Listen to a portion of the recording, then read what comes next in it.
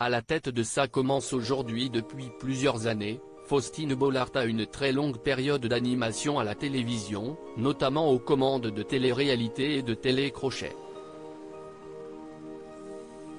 Arrière-petite-nièce de Félix Bollaert, qui a donné son nom au stade du Racing Club de Lens, Faustine Bollaert n'est plus une animatrice à présenter.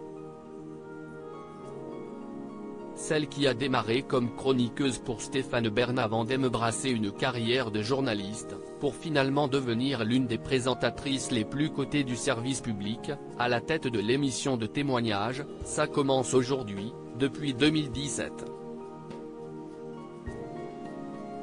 À l'époque, elle prend le relais du genre porté jusqu'ici par Jean-Luc Delarue, avec lequel elle a beaucoup collaboré, et à qui elle avait même dit qu'elle serait à sa place bien des années plus tard.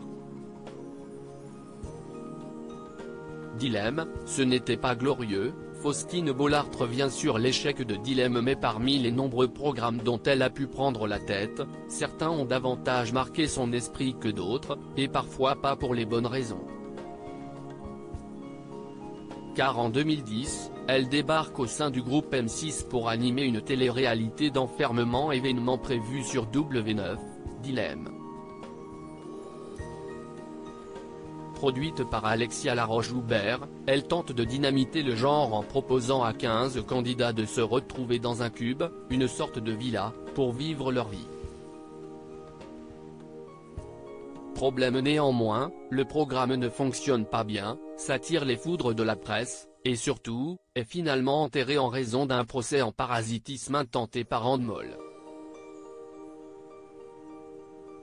Une période que Faustine Bollaert assume, sans pour autant prendre de gants sur ses qualités. Ce n'était pas très glorieux, c'était de la télé-réalité en fait, mais depuis il y a eu 1000 trucs, si est juste qu'on était encore au début, mais ce n'était pas glorieux, explique-t-elle au micro du podcast InPower.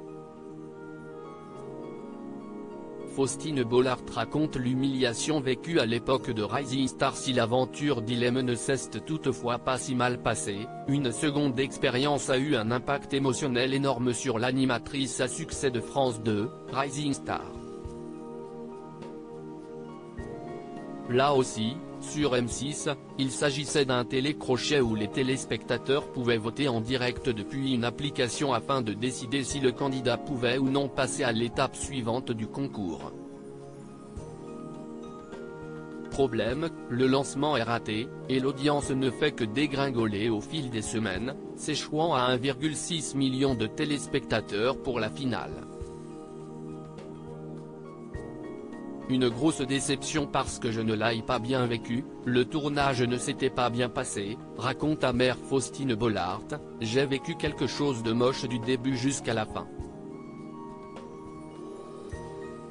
C'était un peu humiliant. L'animatrice se souvient avoir été appelée à l'animation car M6 n'avait pas réussi à débaucher quelqu'un d'autre, ça a fait un four.